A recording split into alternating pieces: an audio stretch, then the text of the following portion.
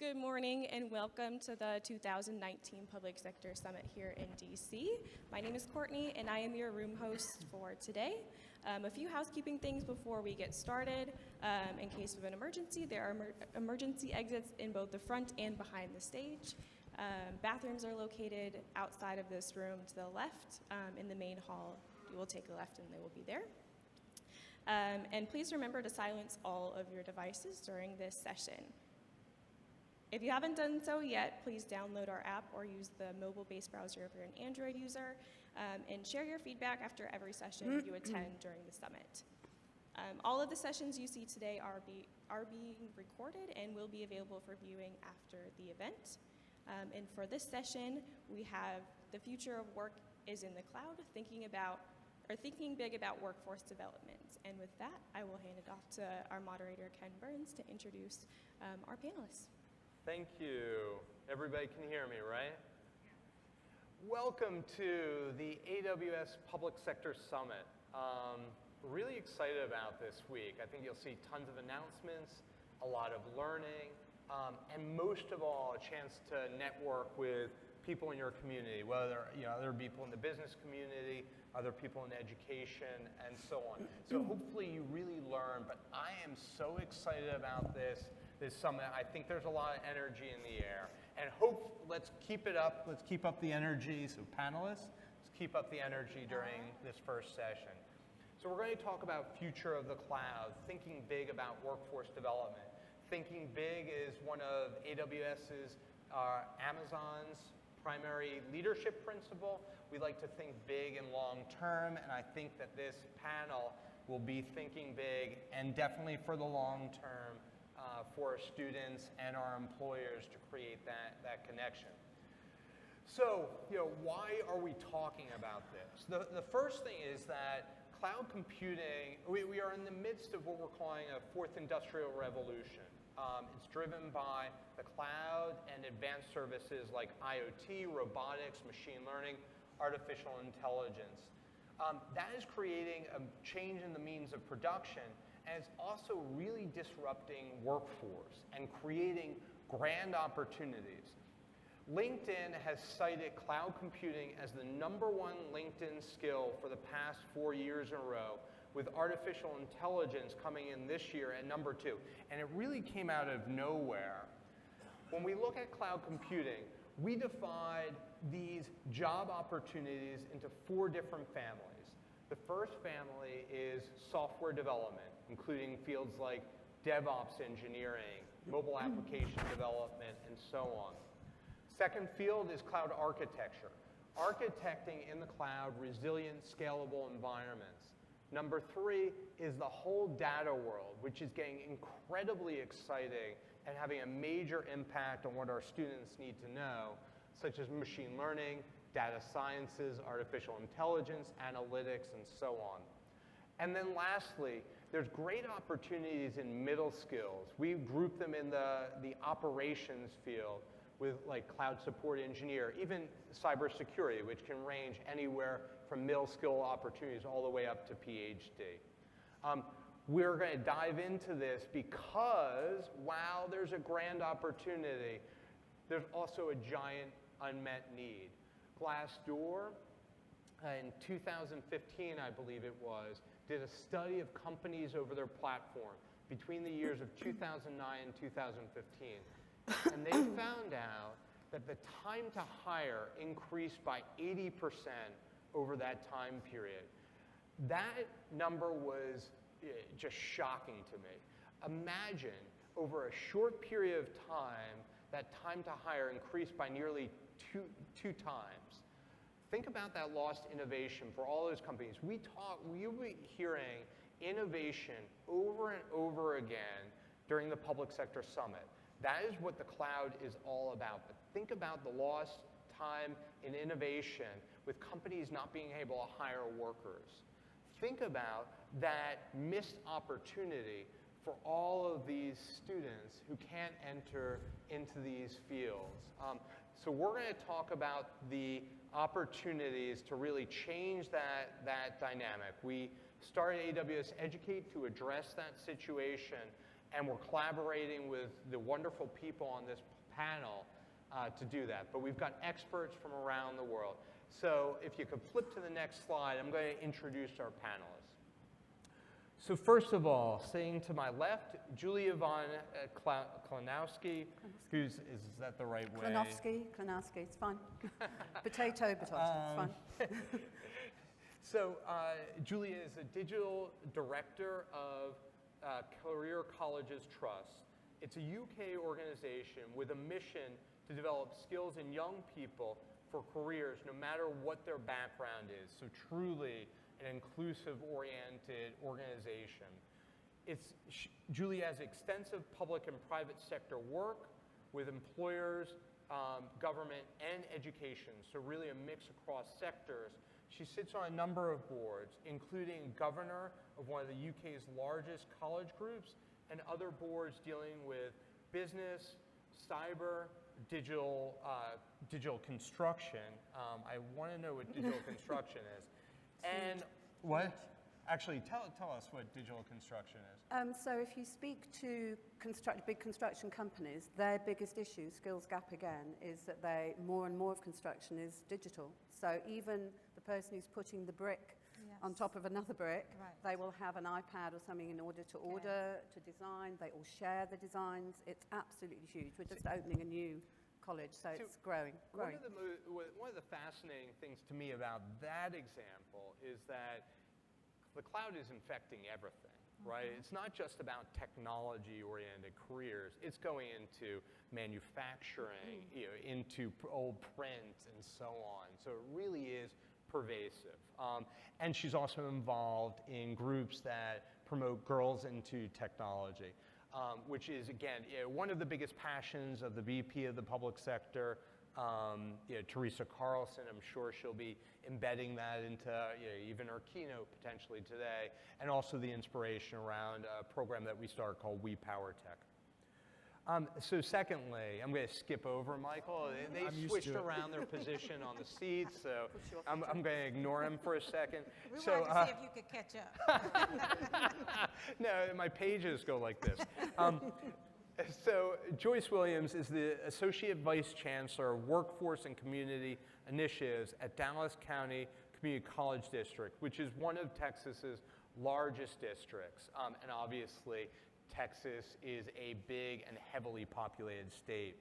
She's responsible for workforce development, community development, and business strategies. So really looking not just at the students, but how that affects the entire community and that great relationship between the board.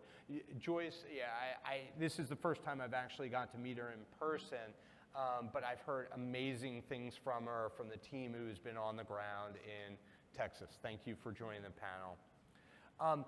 Michael Hecht is really representing the business sector as part of this. He's the president and CEO of Greater New Orleans, our GNO, one of 8 economic development organizations in Louisiana. GNO was recently named a top economic development organization in the U.S. That's one out of 11 economic development organizations. 11,000. 11,000. Oh, wow. Much more impressive than 11. A big difference. Oh, so I had a number called 2,300. What's the? Yeah. Okay. One out of 11,000 organizations. I was going to say I was one out of 2,300, and shows you how behind the times I am. Prior to GNO, Michael led the $250 million Katrina small business recovery program for Louisiana, and also ran the post 9/11 small business recovery program for New York City Mayor Michael Bloomberg. So a great history, not just around the business within Louisiana, but also around massive economic development programs. We're going to have 3 themes to this panel.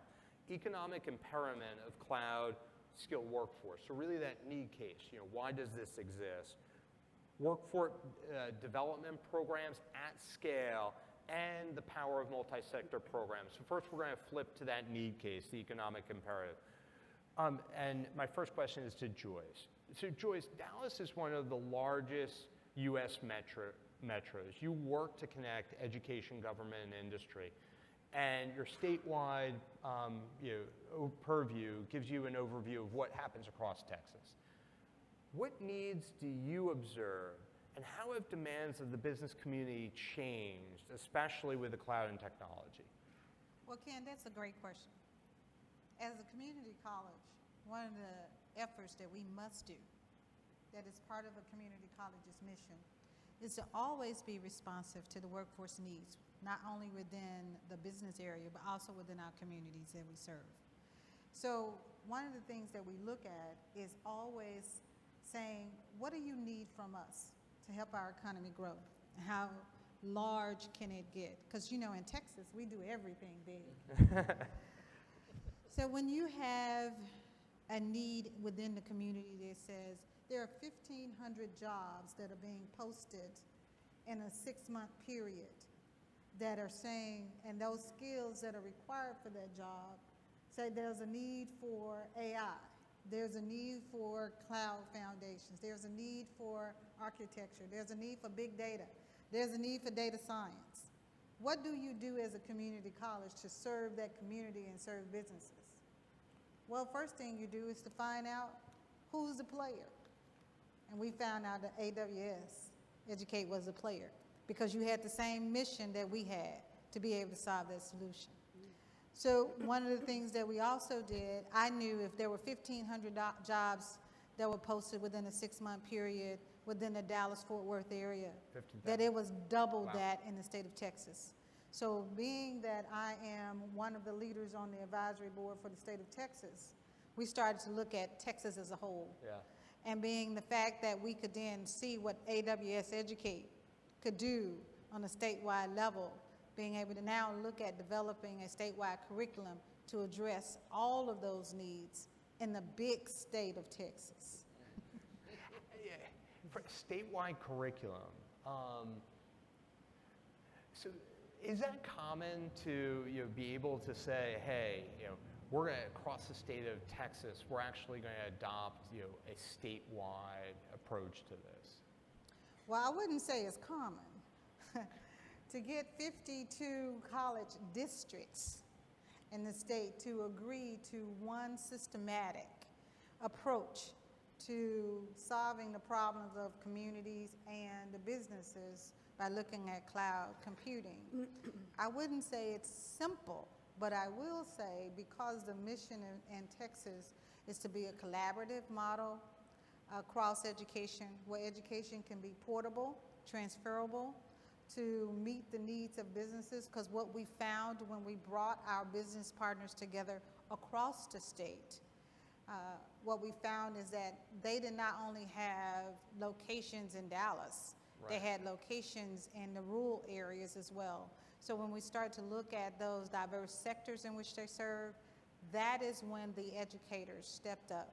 That is when the leadership of the state of Texas stepped up and said, we have to do this. So by working with AWS Educate and some of the things that they had already done in California, some of the things they had already done in North Virginia, gave us an opportunity to look at Texas. But we had to Texas-size it. It has to be Texas-sized. So in doing that effort, that's where we were. Yeah, how many other, so one thing that you brought up early in your point was that I think you said you went to business and you said, what do you need? Yes. Coming out of that. Is higher education moving that way? Are they looking to business to ask what their needs are? Because I don't think that's traditionally been the path. And you're exactly right, Ken. And I'm glad you asked that. And I hope that there are some businesses that are in this audience that knows that the mission of a community college is also to drive workforce, to make sure that one of the things that we've been in the background is that we've never had a chance and an opportunity to grow as fast as businesses grow. And we probably never will.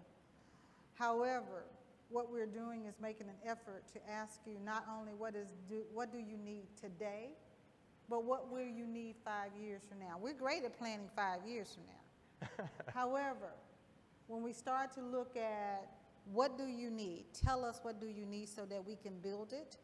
What we found that in the cloud is easy to be able to build it because you can't see it. Right. If you can't see it and you can't touch it, it's easier for us to ask for money. People want to give money to things they can't see and they can't feel. But that is our advantage of being able to work with AWS. So when we ask the businesses, yes, we're going in that way. Education is having to go in that way because the economy is going in that way. And if the economy is going in that way, not only do you follow the cloud, you follow the money. And so higher education has to follow the money. Totally. So in terms of skill sets, have you found, and you may not know the answer to this, but in terms of cybersecurity, data, data analysts, cloud support engineers, so on, has there been anything that's grouped in terms of what you've seen in Texas, what you've seen in Dallas, as potential areas that are drawing the biggest demand? Yes, actually we did a study on that. We had to do a study if we're going to do a statewide curriculum, because you have metropolitan areas, you have smaller areas. We had to do a study. What's good in this area is not always good in this area. Being that Dallas, Fort Worth, Austin, San Antonio, those are Houston, those are our huge metropolitan areas. In those areas, you're looking at data analytics, you're looking at AI, you're looking at those. But in the rural areas, you're looking more at the core foundation of courses that you would need for entry-level jobs. So what we're doing on a statewide curriculum, we're also doing a core, which crosses all of those schemes, but then allows for an opportunity to place in their elective options where they can be localized at the city, metropolitan areas, and or the rural areas to address all sectors. See, that's awesome. The notion of when industry collaborates with education, I think one of the key takeaways is we cannot be, while we need to be collaborative, we also can't be, we have to learn from you. And the notion of what's different things in rural versus urban, what's localized into various geographies is really important. Thank you, Joy. I appreciate it. Michael, turning to you, what are you seeing next door in Louisiana? Can you try to size the economic and community need that you feel your efforts need to focus in on, and what tech skill sets do you see as being most in demand? Ken, thank you so much, and thanks to Amazon AWS for having me, and welcome to a Cajun Army over here. Glad you guys could make it to cheer us on. When we look around Louisiana at our tech community and our startups, cloud computing is just fundamental, and I can just kind of go through a greatest hits. In New Orleans, DXC Technology, which is an AWS solution provider, program partner, and premier consulting partner, they represent the largest win for us in Louisiana history. We were number 2 in the country economic development behind the Foxconn deal up in Wisconsin recently, and we know how that went. And for them, they're all about migrating major public sector clients from the mainframe to the cloud and private sector clients. So they're fundamental. You can go to CGI in Lafayette, and they are working with healthcare clients. They're migrating them to the cloud. You can go up to CenturyLink, the number 3 telecom in the country up in Monroe, and they're actually moving from being kind of a residential broadband provider to doing enterprise services, and that's all going to be cloud-based as well. So all of our large established companies, and the companies that have made Louisiana somewhat surprisingly the number 5 for technology growth in the country, are all using AWS as a fundamental core part of their business. But then you flip over to the startup side as well, and it's kind of fascinating. The most successful startup in New Orleans is a company called Lucid. They're going to break 100 million. Lucid. They're going to break 100 million in revenue this year. They say that their mission is to catalog all of the world's unknown information. I don't know what that means, but it's very compelling. It's kind of like, like Kanye.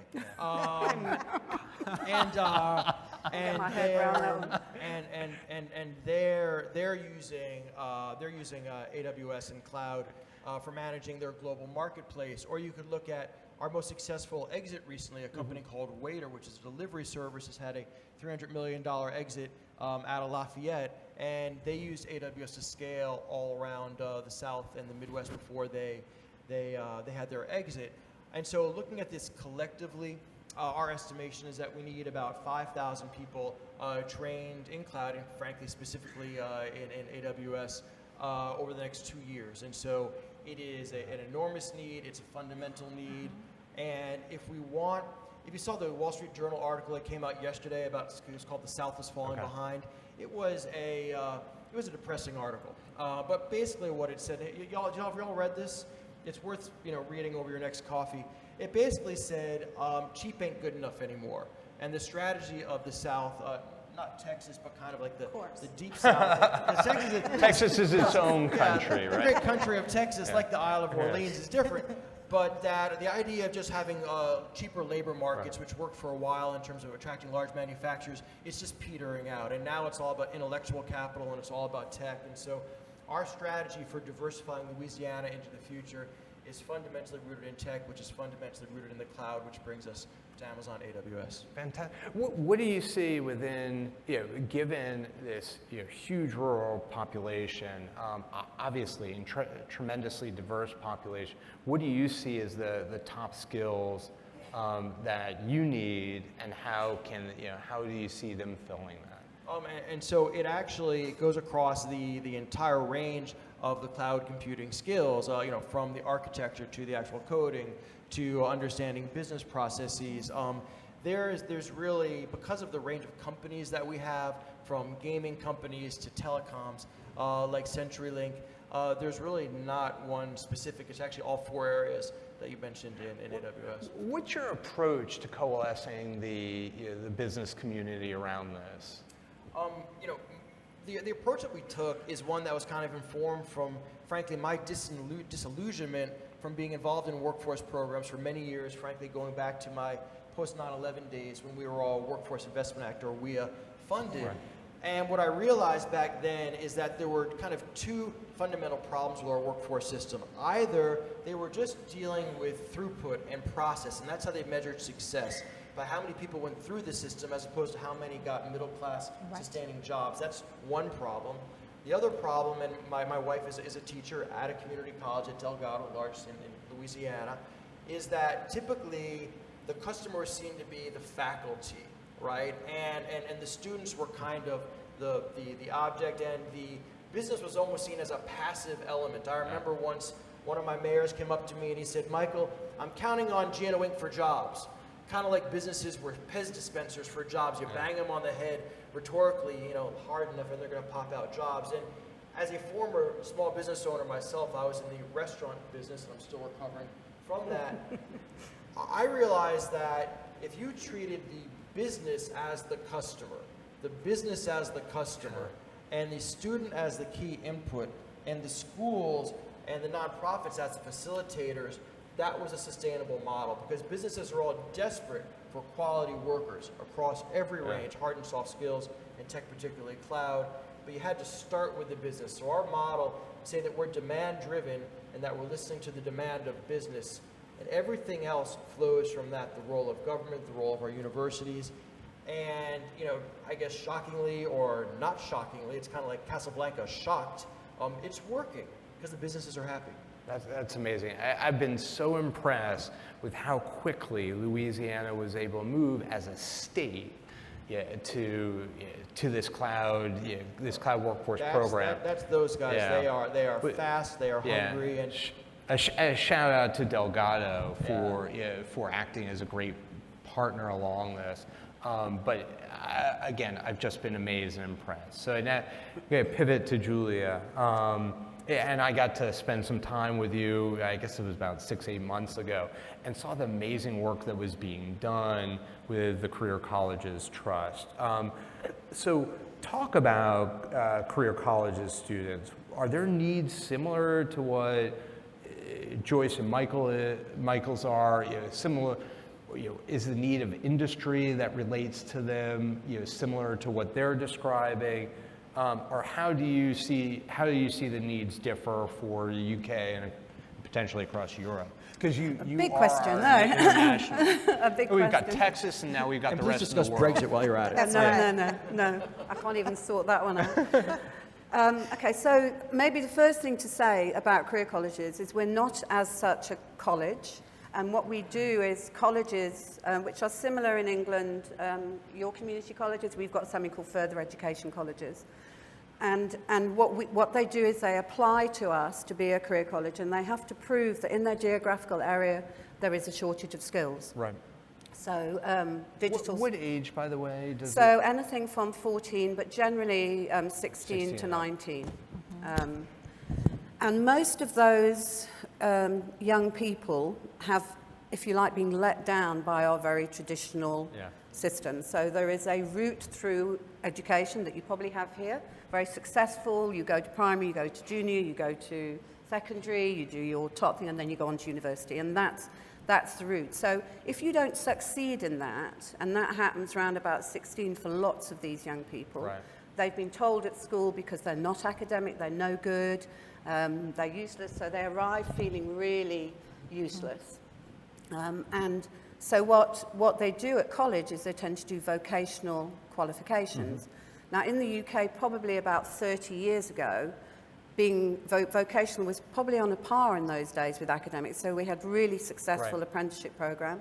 And then we had a wonderful government that decided education, education, education. Everybody must go to university. And if you didn't, you were a failure. And the kind of stupid courses we had at university would be David Beckham's ball skills, you know, kind of, and you would come out with a degree. Yeah, very useful.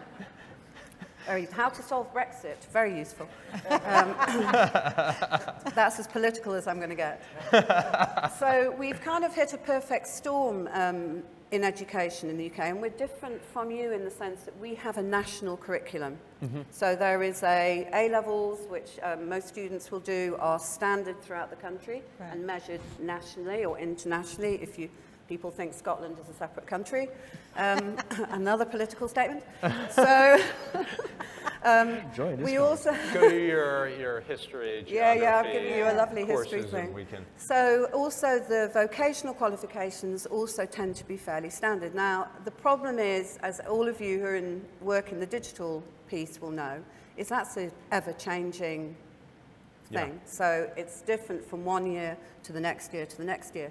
But those courses are written about 6 or 7 years ago. So they are absolutely useless as Right. far as business is concerned. And there is very little in them, which is what we bring to the table, around all those skills that actually businesses like AWS are looking for. So you want, you know, the qualification is all very well, but actually what you want are people who've got those interpersonal communication, presentation, all Yeah, those kind of skills, absolutely. because you employ people you like. In the end, that's what you will do. That's right. So the qualification is important, but it's at the moment they're pretty useless because they're so out of date. So if I talk to young people and I say something like, how many of you know what AI is, or IoT, or cloud, the vast majority of them will not know. And some of the people who are sitting there from AWS who've been there with me will know that. So what's happening, and this is where AWS is so good, is rather than even looking at the curriculum, what we're having to say is how can we supplement the curriculum and bring in courses like the cloud qualification, which actually means that business is getting the qualifications, but also the types of people that they want. It's doing a similar thing with AWS around cyber. And where AWS is different is that you tend to look from the perspective of these are the skill shortage, and we know in the UK we've got a massive shortage of skills, particularly in cloud. In fact, do you have a Computer Weekly? Is that a big magazine here? I don't really know it, but Yeah, so we have it's our biggest Computer kind of technology magazine, and they did a study across all of the big recruiters, and the biggest requirement is for cloud. That's number one, and AWS cloud, people with AWS cloud qualifications was the thing that was looked for most. Right. And we're not filling that, which is a huge cost to the country. So the main thing is to introduce young people to all of the careers that are available to them, because they don't know. Right. And our careers advice, I don't know what it's like in America, is absolutely shocking. And how can you expect one person to know everything about whatever it might be? So digital construction, who would have thought you could be be in technology and you could get involved in that? So we want to introduce all those subjects, and that's what things like Educate enable us to do, Alexa, whatever it might be. How do you prepare students to enter these courses? Like, and again, to be honest, I'm going to find something out on this stage.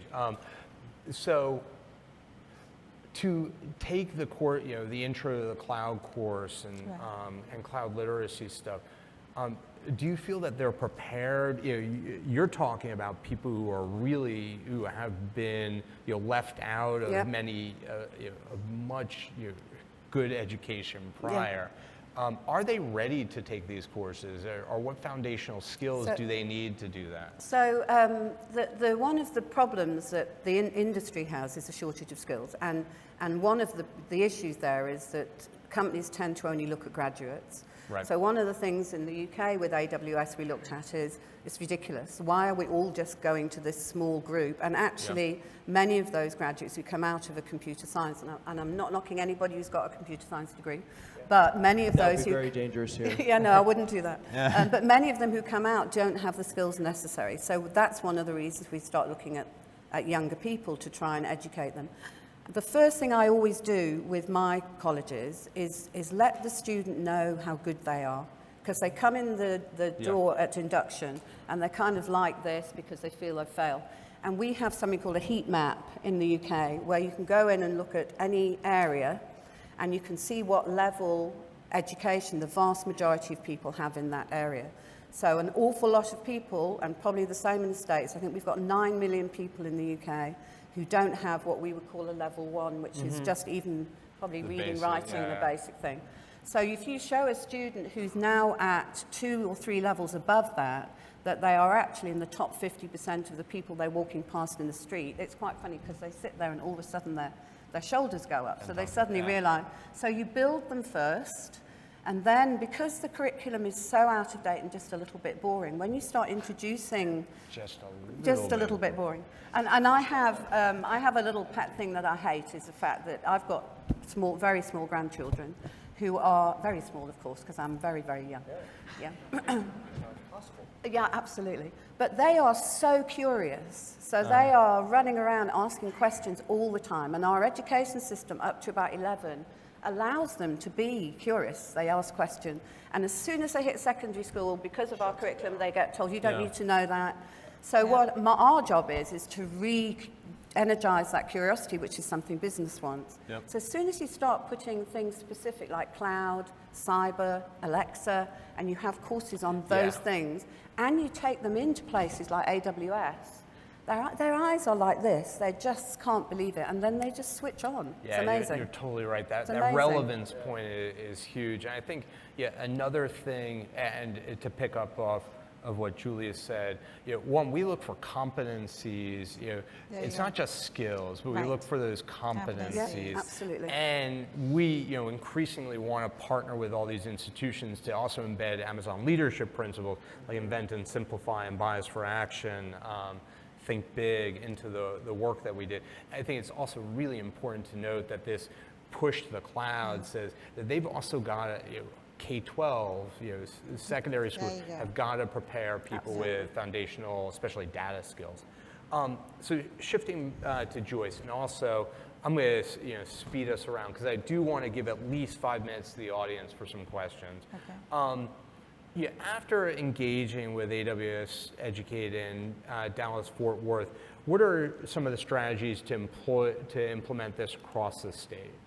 Well, I'd like to go back to something Julia said Okay, first. great. Just as a clarification, that I agree that community colleges also in the U.S., we typically serve underserved populations.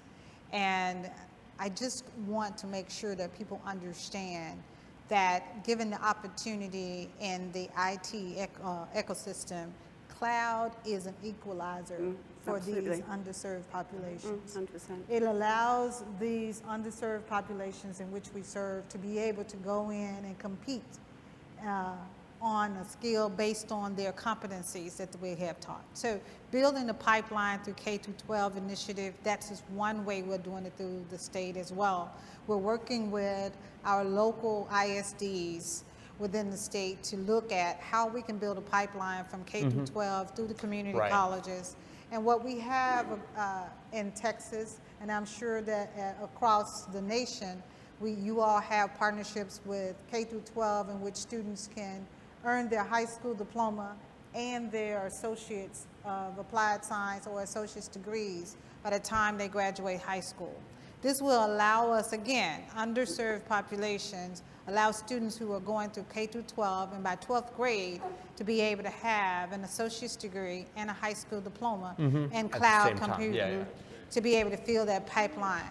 From there, we are going to then work with our university partners because of the fact that we know that there's an opportunity to create bachelor's degree transfer pathways. Absolutely. So now we're looking at underserved communities that have an opportunity to actually go through the program. Different path. Yes, A go through an different path. entire pathway based on competencies and based on industry required skills as they go through, get certifications, as they go through and grow, as they go through and industry changes, they have an opportunity to change with it. Again, cloud is the equalizer for the students that we serve. That's fantastic. Yeah, I love the way you go at that. So how do you engage partners in education, government, and business to create these opportunities for cloud computing for both students and employers? How do you work on, how does that multi-sector partnership work in Texas? Basically, when you start to look at a private-public partnership, you start to look at industry, you start to look at public, looking at government, because of the fact that you see a foundation that government works off cloud. You look at our coordinating board, which is the Texas Higher Education Coordinating Board that's responsible for curriculum at the university level as well as the community college level. Texas Education Agency is responsible for education at the K through 12 level, and Texas Workforce Commission is responsible for putting adults back to work. So when you bring all of those agencies together with the influence that they have across the state to be able to work with business partners that says this is the need, and then you look at where can we then use the money that's coming from all of those state agencies.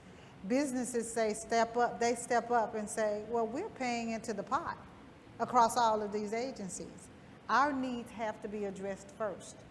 So you do that, and then you bring in an educational partner like AWS, and you say, help us map out these needs. Help us, they have AWS Educate has an excellent tool that allows you to get to consensus very quickly because it then pares down that. So if you've ever been in a huge state like Texas with huge number of, I would say, I'm going to be political, egos across all of those areas, then using a tool that is basically sits down and says, look within what is the need.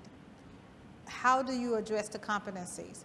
Based on that, then we start to look at that. It brings that consensus mapping part of that process together very quickly.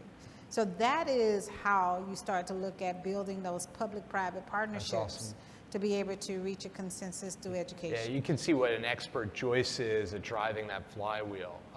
We consider community colleges as the center of this flywheel because of their connection to four-year, because of their connection back to K-12 and direct in and out of the workforce. A bunch of workforce is going to send and should be sending people back to community colleges for that reskilling, upskilling opportunity. But Joyce is also a master at putting this together. So Julia, turning to you, how do you see these multi-sector partnerships playing out, in the UK, and are we helping you meet these challenges? Is it day one? And then we're going to address some vocally self-critical, like what can we be doing better here to help you? So I think we're in a very fortunate position at the moment because when a young person reaches 18, traditionally in the UK, they either go to university or they go to work, and that's always been the way. And one of the things that business has been saying is, you know, we would like people who are maybe trained for a year in something specific or 2 years, which is accredited, like the cloud qualification, and then they come to work for us, as opposed to, I don't know what the fees are for university in the States, but you can come out with a £50,000 you know, bill at the end of 3 years of university. So We can do that in 1 year. yeah, okay. So one of the things our government is looking at is what can we do around that, the year after you finish K-12 and the year after that. So we've got something called Institutes of Technology that the government has funded, which is specifically for that. And we've been working very closely with them around things like cloud, because they can teach. It's all about technology. Right. So at last we now have a freedom to put into there the kinds of subjects that business is looking for. The difficulty is always the language difficulty. So I have sat in meetings with the Department of Education where we've got business, and it's like men and women, business sitting here and education sitting there, and one is speaking French and one is speaking German, and neither of them, and they don't, neither of them ask what is it that the other person needs, because they're so busy saying, this is what I need, and this is what I need, and you don't understand me. So I think, and one of the things that I personally find doesn't work is advisory boards at colleges. So you set up an advisory board at a college, you invite business people along, they come along, it's the same old, they get bored. Pitch my stuff. So what had worked, and how it really started with AWS, is we started running a project, a smallish project with just a few digital career colleges, and with a charity, and that brought AWS to meet young people they'd never met before, because generally you dealt with graduates, and it brought young people also to meet what business was like, but also what it did was bring the colleges into connection with the business.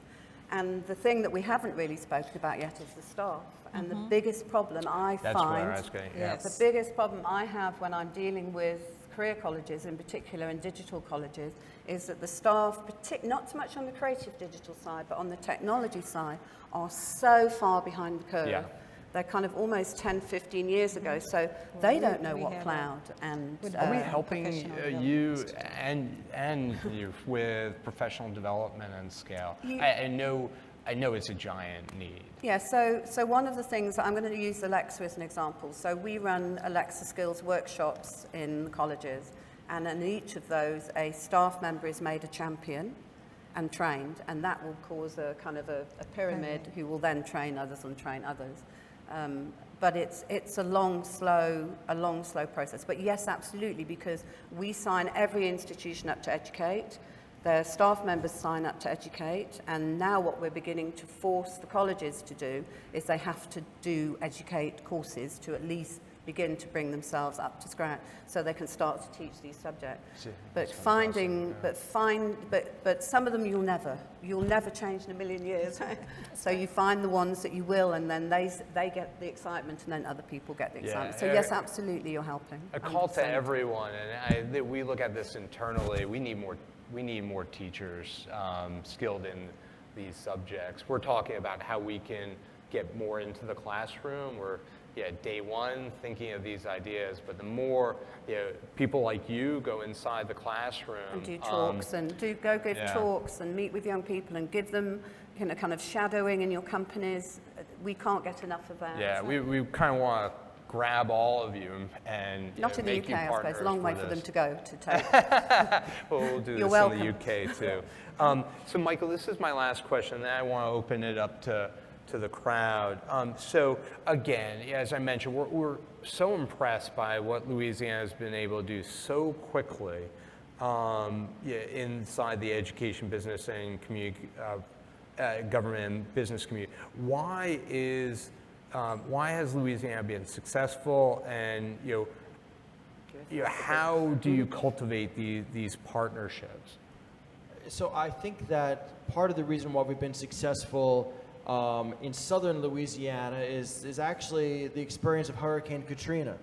And to some degree, Yeah. I would say the New Orleans region, the Baton Rouge region, was almost like that friend of yours who had all the potential, but they ate too much, they drank too much, they were kind of leading this loose lifestyle, and they had a heart attack that didn't kill them but scared the hell out of them, and now they're running triathlons and doing CrossFit and wearing spandex unitards, and that's what we are a bit. So it's Not a bit pretty of picture there. Yeah, no, it's not at all. no, unsee that, Control Alt Delete that. But the point is that there's a come from behind kind of mentality and spirit, and to some degree, if you look at kind of Texas being the Hertz, we're the Avis, and so we're trying harder. So there's that spirit. But then in terms of how this came together, I think it's two things, frankly. One is, I think, Mike, when we were on the phone, we were talking about this concept of organizational empathy. And I think for me personally, that comes from having been a business owner, worked in government, having a wife who's an academic. I think I've learned to understand what success looks like for each of those spheres. For a government official, frankly, it might be making announcements, right? For a college official, it might be graduation rates or some other measure of success, or career success.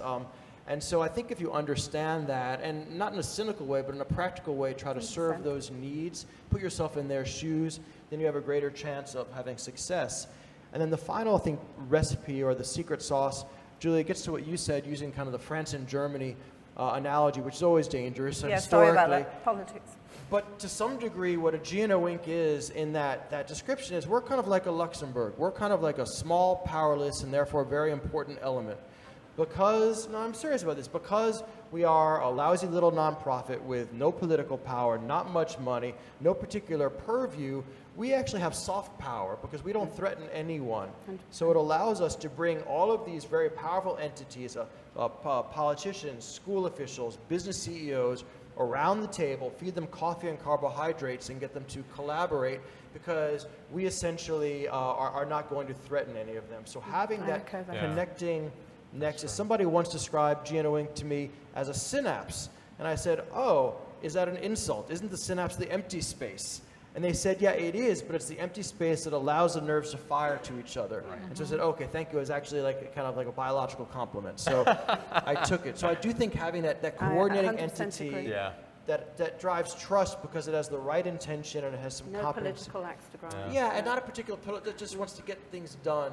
That for us has been, I think, useful. This really the secret sauce of the work that we has been the economic development end to that's connected. Again, it's not just about Amazon, but the millions of active customers and partners who want to get involved in this. So really appreciate the role. All right, I want to turn it over to you. Would love to hear some questions coming out of the audience over here. This is the Phil Donahue moment. Yeah. Exactly. I dated myself, no laughs. Good morning. I'm Erin. I'm from CBP with Homeland Security. And I'm more kind of encouraged about the college-age students, but I'm actually more interested, quite frankly, in the mid-career range people. Yes. And Absolutely. we are also with workforce development that we need to do. So it's not necessarily for me, I'm not going to get down and dirty and start coding. I did that. I'm done. I'm never going back again. But I'm in this where I am managing our deployments and our migrations to the cloud. And so I have a lot of mid-range management who has no clue what cloud is, and now we're managing kids coming out of colleges with all these great ideas and great expectations, and I've got management who's I don't know what you're talking about. I need to do this step by step by step. It's not agile. So how do you recommend mid-range development, workforce development? Cool. Who wants to take on the reskilling? I would say I'm hoping that that's going to get easier, because one of the things we're teaching young people is that they are going to have to constantly upskill, reskill, because that's their life. So we know that there's a whole new world. I think all the courses that all of us talk about are relevant for any age. So I have some students at career colleges who are not 18 to 19, they're actually 30, 35 and have come back in, and they do exactly the same thing. I think the difference when they're that age is they're more prepared to spend time on their own studying, because they've got a very specific reason to do it. So programs like the Educate program are really worthwhile. The important thing is that business gives them the time to Good to go upskill back. and rewards them in whatever way, as long as they're motivated, I guess. Joyce, do you also want to Yes, address? I was going to also say that I would recommend to your leadership team that they go to their nearest community college Yeah. Yeah. and be able to enroll in some of those courses. And as an incentive to them to be able to do so, one of the things that they can look at is that most community colleges guarantee that if they don't get what they need to get, they can come back and take those classes for free. So when you are looking at your leadership team, how do you convince a leadership that says that they know everything? You talk about the new employees that are coming in, saying that they have all these innovative ideas, they want to change the world. And in order to do that, we need to be able to keep up with them.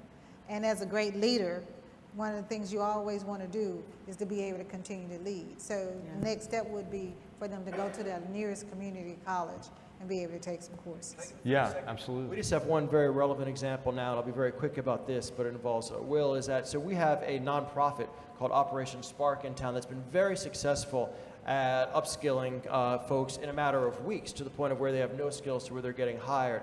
Their issue, so they had the competency, but they couldn't scale. We went to our two-year schools, our LCTCS schools, and said, you got the looks, they got the brains, let's make lots of money. So now we're looking at how we can embed them inside schools like Delgado, get the tuition paid for by Pell Grants, and that way take this ability to upskill people in mid-career, but embed it into a place where it can scale like our two-year schools. And so that's how we're trying to work Absolutely. that model. Northern Virginia Community College, actually in the local community, has a cloud degree program, and they also have cybersecurity and other elements coming off of it. So I completely agree. The awesome thing, listen, I mean, we should all be considering lifelong learning as part of our journey, and we tend to think we ended. People should be going seamlessly in and out of these educational institutions for bite-sized modular curriculum. And these great partnerships are going to make that available, and it's also available in Northern Virginia now. Unfortunately, this session, time is ticking down. It's going to blow up. Enjoy the rest of your public sector summit, and please give a good thank you for the people on this panel. Thank you. Thank you very much.